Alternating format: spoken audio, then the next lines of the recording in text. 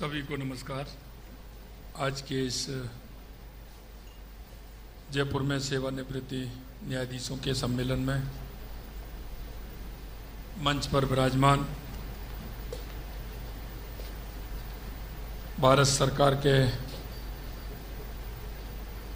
मुख्य न्यायाधीश, सर्वोच्च न्यायालय न्यायमूर्ति सूर्यकांत जी, कार्यकारी मुख्य न्यायाधिपति राजस्थान उच्च न्यायालय न्यायाधिपति संजीव प्रकाश शर्मा जी, कैबिनेट में मेरी साथी उप मुख्यमंत्री श्रीमती दिया कुमारी जी, अध्यक्ष एसोसिएशन ऑफ रिटायर्ड जजेस सर्वोच्च न्यायालय एवं उच्च न्यायालय न्यायाधिपति के.एल. शर्मा जी, अध्यक्ष एसोसिएशन ऑफ रिटायर्ड जजेस सर्वोच्च न्यायालय एवं उच्च न्यायालय राजस्थान न्यायाधिपति N.K. जैन साहब, संरक्षक एसोसिएशन ऑफ रिटायर्ड जजेस सर्वोच्च न्यायालय एवं उच्च न्यायालय न्यायाधिपति B.S. दवे जी, महासचिव एसोसिएशन ऑफ रिटायर्ड जजेस सर्वोच्च न्यायालय एवं उच्च न्यायालय न्यायाधिपति महेंद्र दयाल जी, इसमें आदरणीय सभी न्यायमूर्तिगण, सेवानिवृत्त न्यायमूर्तिगण, सभी सेवानिवृत्त जिलाधीश, जिला न्यायाधीश, वरिष्ठ अधिवक्ता एवं समस्त सम्मानित और इस कार्यक्रम में आए विद्वान अतिथिगण, मेरे भाई और बहनों, सबसे पहले तो आप सभी का मैं राजस्थान की गुलाबी नगरी जयपुर में आपका हार्दिक स्वागत और अभिनंदन करता हूं। और मैं आयोजकों को सबसे पहले मैं धन्यवाद देना चाहता हूं कि एक बहुत ही अच्छा कार्यक्रम, क्योंकि आप सभी के दर्शन का लाभ मुझे मिला है, इसलिए मैं आयोजकों को धन्यवाद देना चाहता हूं। ये मेरे लिए अत्यंत प्रसन्नता का विषय है कि आज मुझे आप विद्वान न्यायमूर्तियों के सामने अपनी बात रखने का अवसर मिला है, जिन्होंने अपना संपूर्ण जीवन न्याय की स्थापना, संविधान की रक्षा, समाज में विश्वास कायम करने में समर्पित किया है। इसके अलावा मैं जो महसूस कर रहा हूं और जो मैंने देखा है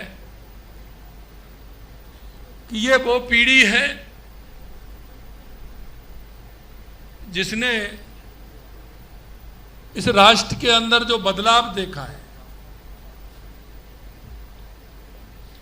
और ये मैं महसूस करता हूं, इसलिए मैं इस बात को कहना चाहता हूं कि जो इतना बड़ा बदलाव देखा है वो हजारों साल में किसी ने नहीं देखा होगा, आगे के हजारों सालों में भी नहीं देख पाएंगे।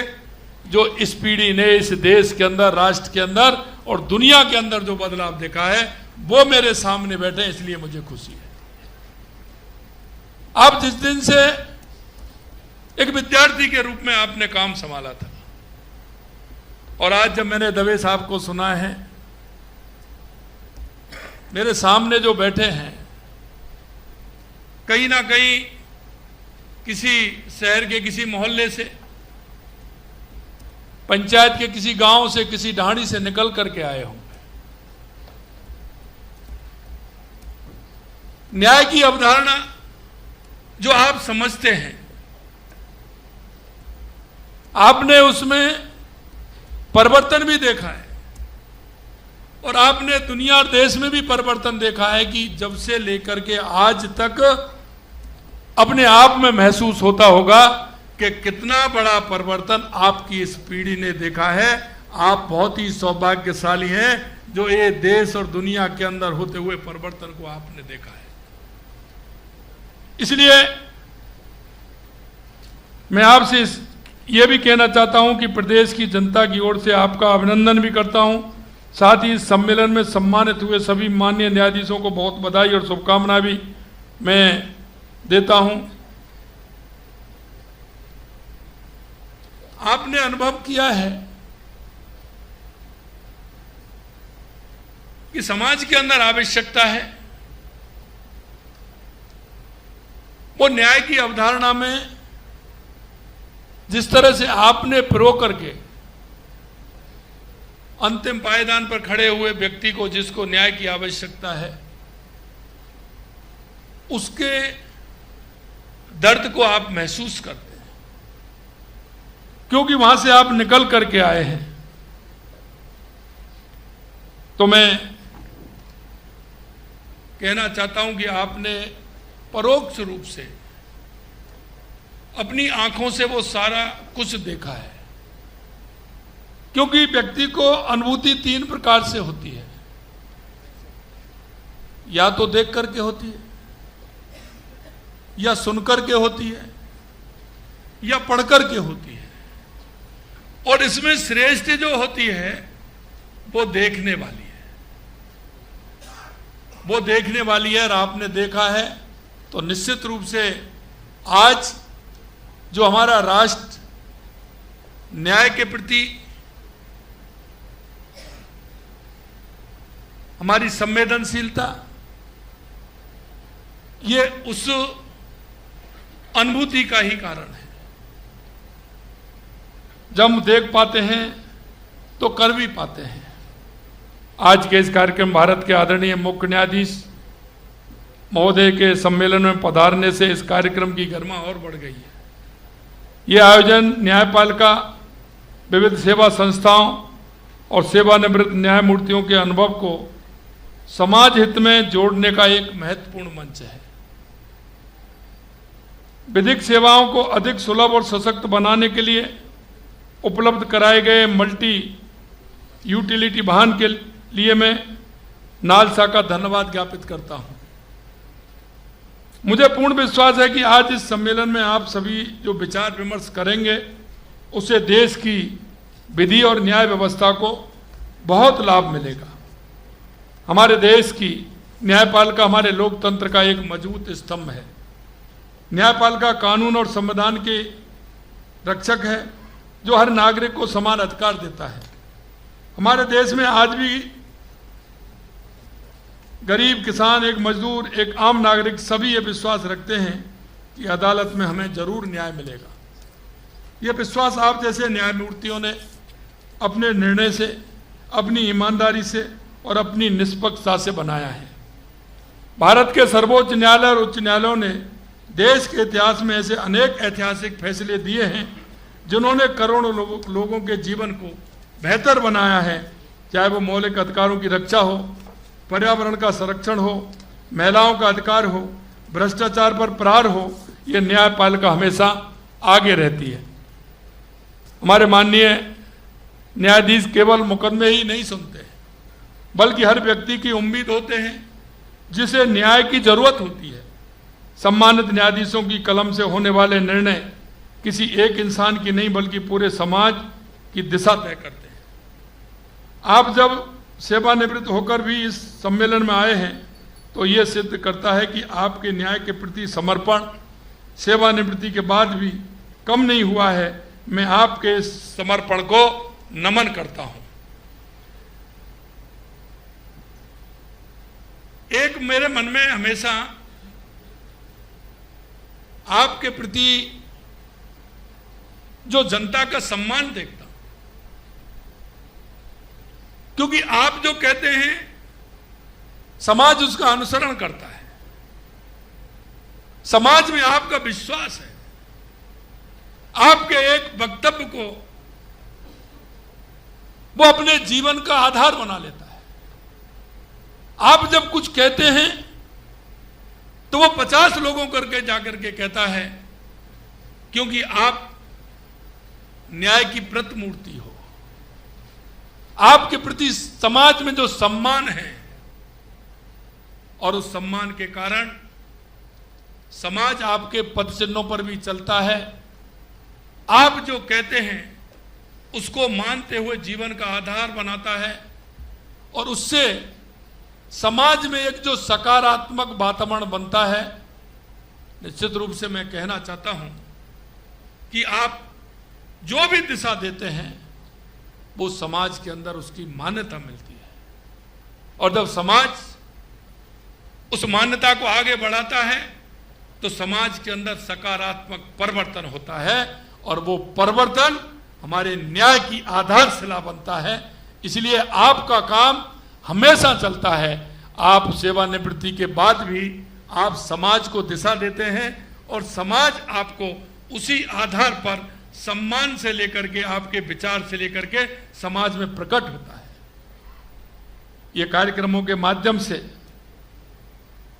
जो आपका अनुभव, आपकी विद्वता, आपकी न्याय दृष्टि देश की अमूल्य धरोहर है। आपके अनुभवों में आम जन में विधिक जागरूकता बढ़ाने, वैकल्पिक विवाद समाधान से मुकदमों का बोझ कम करने में सहायता मिलती है। नए न्यायाधीशों के लिए नए कानून की बारीकियों का समझने में आपका मार्गदर्शन मिलता है और नए जो न्यायाधीश आते हैं वो आपसे प्रेरणा लेकर के वो अपने जीवन में कोई ना कोई आधार बनाते हुए वो आगे बढ़ते हैं। ये भी हमारे समाज को एक दिशा देने का काम होता है। आप जो कहते हैं उसमें उस व्यक्ति के मन में, जीवन में वो दर्पण बन जाता है। नए न्यायाधीश आते हैं, जब आपसे मिलने जाते हैं तो वो कुछ ना कुछ आपसे सीख करके आते हैं। और मैं कई बार कहता हूं, जो अनुभव वाले लोग होते हैं, अगर उनका 10 मिनट का समय भी मिल जाए, 10 मिनट उनकी बात सुनने का मौका भी मिल जाए, उससे बहुत कुछ सीखने को मिलता है। मैं मेरे युवा साथियों से कहना चाहता हूं कि ये आप निश्चित रूप से करें। जो हमारे सेवानिवृत्ति हैं, जिन्होंने जीवन का आधार देखा है, उन्होंने जीवन में बहुत कुछ समझा है, उनका अनुभव का लाभ हमें आवश्यक रूप से लेना चाहिए। भारत के संविधान ने प्रत्येक नागरिक को त्वरित और सुलभ न्याय का अधिकार दिया है, परंतु लंबी प्रक्रिया सहित कई कारणों की वजह से न्याय पाने में समय लग जाता है। इससे वादी, प्रतिवादी तथा न्याय प्रणाली का मूल्यवान समय और धन खर्च होता है। वैकल्पिक विवाद समाधान इस समस्या का उचित समाधान देता है। पहले मैं देखता था कि गांव के अंदर जो ग्राम पंचायत होती थी, उसके अंदर न्याय पंचायत हुआ करती थी और उस न्याय पंचायत का इतना बड़ा महत्व था क्योंकि उसकी प्रोसीडिंग उस समय भी जो न्याय पंचायत का सेक्रेटरी था वो पूरी पंचों से लेकर के आगे पहुंचाता था। उसमें जिले के जो न्यायाधीश होते उसको देखते थे, उसका बहुत बड़ा आधार था। गांव में उसमें दंड का महत्व नहीं था, उसमें महत्व था न्याय का। और न्याय के साथ दंड क्या मिलता है, वो दंड इतना होता था कि कोई फर्क नहीं, लेकिन उससे भी व्यक्ति के मन में जो भाव आते थे वो आप कल्पना नहीं कर सकते। हमारे सभी बुजुर्ग जो हमारे हैं वो सभी जानते हैं कि उनके मन में क्या आता था। दंड भी होता था 1 लोटा पानी पिलाने का, कुएं से 1 बाल्टी पानी लाने का, पंचों का जो हुक्का होता था उससे 1 चिलम रख के लाने का। ऐसे ऐसे निर्णय होते थे, लेकिन उसमें भी उसकी कितना फर्क उससे पड़ता था, कितना लोग उसको मानते थे, उसको कितना सम्मान करते थे, ये सारी बातें न्याय जो होते थे न्याय पंचायत के माध्यम से होते थे। आज जो आपने बताया कि जिस तरह से क्षेत्र में जाकर के हम जन सुनवाई करते हैं, उनको करते हैं, उससे बहुत बड़ा लाभ आम जन को होता है। मध्यस्थता, सुलह, लोक अदालत और बातचीत जैसे तरीकों से हम मामलों को न सिर्फ कम समय में सुलझा सकते हैं बल्कि अदालतों पर काम का बोझ भी कम कर सकते हैं। इन सरल तरीकों से गरीब व्यक्ति भी न्याय प्राप्त कर सकता है। जब विवाद प्रेम से सुलझाते हैं तो मुकदमेबाजी की प्रवृत्ति कम होती है, इससे सामाजिक समरसता बढ़ती है। मैं इस मंच के माध्यम से सभी नागरिकों से आग्रह करना चाहूंगा कि सीधे कोर्ट जाने से पहले एक बार मध्यस्थ या केंद्र या लोक अदालत का दरवाजा जरूर खटखटाए। हो सकता है हमारा वो काम समझाइश के माध्यम से वहीं बड़ी सरलता से हो जाता है और आप इसको कर रहे हैं। इसलिए मैं राजस्थान में देखता हूं कि आप सभी जाते हैं, जो आप लोक अदालतों के माध्यम से करते हैं, उसका बहुत बड़ा असर आता है और बहुत काम उसमें होते हैं। मित्रों, जब डॉक्टर भीमराव अंबेडकर जी और संविधान सभा के अन्य महान सदस्यों ने भारत का संविधान हमें दिया, तो उन्होंने एक ऐसा दस्तावेज दिया जो हर भारतीय को, चाहे वो किसी भी जाति, धर्म, क्षेत्र या भाषा का हो, समान अधिकार और सम्मान देता है। संविधान की प्रस्तावना में लिखा है, हम भारत के लोग हैं। यह सबसे बड़ी बात उसमें है और ये 3 शब्द बताते हैं कि संविधान भारत के लोगों ने खुद अपने लिए बनाया है। इस संविधान की रक्षा करना हम सबकी जिम्मेदारी है और इस जिम्मेदारी को सबसे अधिक आप माननीय न्यायाधीश ने निभाया है। संविधान ने हमें जो मूल अधिकार दिए हैं, जैसे जीवन का अधिकार, समानता का अधिकार, अभिव्यक्ति का स्वतंत्रता आदि, जब जब खतरा हुआ है न्यायपालिका ने उनकी रक्षा की है। इसी वजह से न्यायपालिका में लोगों का अटूट विश्वास है। और आप देखते हैं हमारे देश के यशस्वी प्रधानमंत्री नरेंद्र मोदी जी का यही विजन है कि देश के हर व्यक्ति तक न्याय त्वरित और पारदर्शी तरीके से पहुंचे। इसके लिए उन्होंने भारत की न्याय प्रणाली में क्रांतिकारी परिवर्तन किया। प्रधानमंत्री जी ने डिजिटल इंडिया और ई गवर्नेंस के माध्यम से न्याय प्रणाली को आधुनिक बनाने पर विशेष बल दिया। नई तकनीकी उपयोग से न्याय प्रक्रिया को तेज और पारदर्शी अधिक प्रभावी बनाया जा रहा है। माननीय प्रधानमंत्री जी ने 3 नए कानूनों के माध्यम से भारतीय न्याय प्रणाली को औपनिवेशिक सोच से मुक्त किया है, भारतीय बनाने का साहस कदम उठाया है। यह एक ऐतिहासिक सुधार है जिसमें हर व्यक्ति के लिए न्याय की सुलभता सुनिश्चित की गई है। अब नए कानूनों की सबसे बड़ी विशेषता यह है कि वे आम नागरिक को केंद्र में रखते हैं। नए कानून में दंड के स्थान पर न्याय को प्राथमिकता दी गई है। इसलिए पुरानी भारतीय दंड संहिता के स्थान पर नए कानून का नाम भारतीय न्याय संहिता रखा गया है। राजस्थान सरकार ने इन तीनों नए कानूनों के सफल क्रियान्वित के लिए प्रतिबद्ध है। हम पुलिस और अभियोजन को इन कानूनों की पूरी जानकारी देने के लिए प्रशिक्षण कार्यक्रम चला रहे हैं। अदालत की संख्या बढ़ाई जा रही है। न्यायालय भवनों का आधुनिकीकरण किया जा रहा है। डिजिटल न्याय प्रणाली को मजबूत किया जा रहा है। वीडियो कॉन्फ्रेंसिंग की सुविधा प्रदान की जा रही है। राजस्थान के हर कोने में हर नागरिक को समय पर न्याय मिले, यही हमारी सरकार का संकल्प है। अंत में मैं कहना चाहता हूं, हमारी सरकार ने जो भी आवश्यकता है, चाहे हमारे हाई कोर्ट के अंदर हो, हमारे जिलों के अंदर हो, हमने विचार विमर्श करके हमने बजट दिया है। और मैंने तो कहा है कि और भी आवश्यकता होगी आप हमें बताएं, उसको भी हमारी सरकार पूरी तरह से करेगी, ये भी हम आपको विश्वास दिलाते हैं। क्योंकि जब तक व्यक्ति को न्याय नहीं मिलेगा उसकी संतुष्टि नहीं होगी। और उसके लिए आज के तरीके से यह सुविधा बहुत आवश्यक है। हमारी कोर्टों की संख्या कैसे बढ़े, उसकी व्यवस्थित रूप से कैसे चले, इन सारी व्यवस्थाओं को देखते हुए हमने किया है। और आवश्यकता होगी तो हम और भी करेंगे। आदरणीय न्यायमूर्तिगण, आज इस सम्मेलन में आपकी उपस्थिति हम सबके लिए प्रेरणादायक है। आप जब तक न्याय के आसन पर बैठे, आपने सही निर्णय लेकर पीड़ितों को न्याय देने का काम किया है। जब आप उस जिम्मेदारी से मुक्त हुए हैं तो समाज को आपके अनुभव और ज्ञान की और अधिक जरूरत है। मैं आपसे विनम्र निवेदन करता हूं कि आप समाज में विधिक साक्षरता फैलाने में अपना योगदान देते रहें। आज के इस कार्यक्रम में मैं आप सभी के अनुभव और आपके विचार हमें एक नई दिशा देंगे। यह मंच केवल संवाद का नहीं बल्कि समाधान का मंच भी बने, इसी आशा के साथ मैं इस आयोजन की सफलता की कामना करता हूं। ये आपने जयपुर का ये कार्यक्रम रखा है, इसके लिए मैं पुनः धन्यवाद देता हूं। और माननीय हमारे मुख्य न्यायाधीश जी इसमें पधारे हैं, न्यायमूर्ति, मैं उनके लिए भी धन्यवाद देता हूं। और आप सभी के दर्शन का लाभ जो मुझे मिला है, निश्चित रूप से मैं धन्य हुआ हूं।